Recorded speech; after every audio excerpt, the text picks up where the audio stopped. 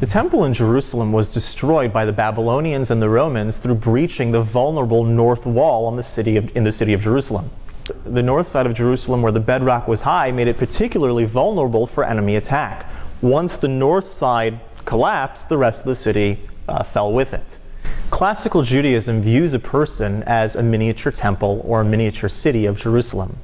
This miniature city is composed of three centers. There's the mind, there's the heart, and there is the liver. It says that the mind is the source of all the intellect, the heart is the residence of the emotions, and the liver is the source of our actions, our bodily motivation, our drive. All three together are meant to work in unison to affect the world around us. The intellect is meant to breed emotions, and then those emotions are meant to galvanize us into action. The heart and body, the emotions, are like the northern wall of Jerusalem that are particularly vulnerable for enemy attack. Once the emotions are conquered or compromised, that leads the way for the evil inclination to creep into the person. So when the heart is compromised, when the emotions are compromised, it can lead a person to do the wrong thing. So imagine you have like the new guy in the office who has superior skills. Now that's when the negative emotions perhaps will kick in.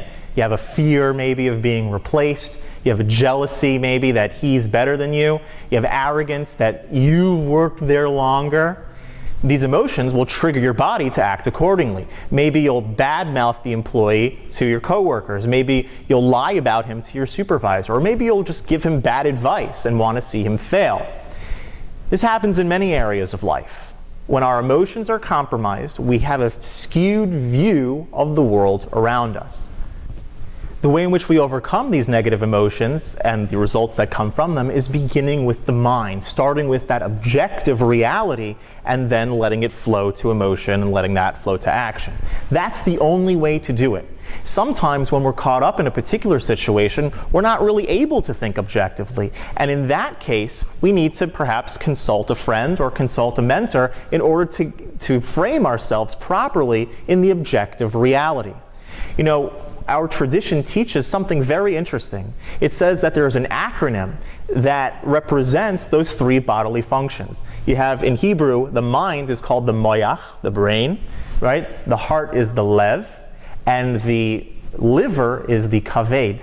If you make an acronym of mem, moyach, lamed, lev, and kaf for kaved, it makes the word melech, a king.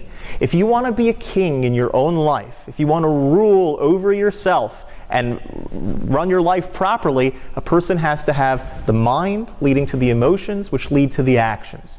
So in order to make life a successful journey, a person has to start with the mind, then go to the heart, let the emotions develop from what their mind tells them, and then let those emotions drive one to action. This is the only way we operate properly in life.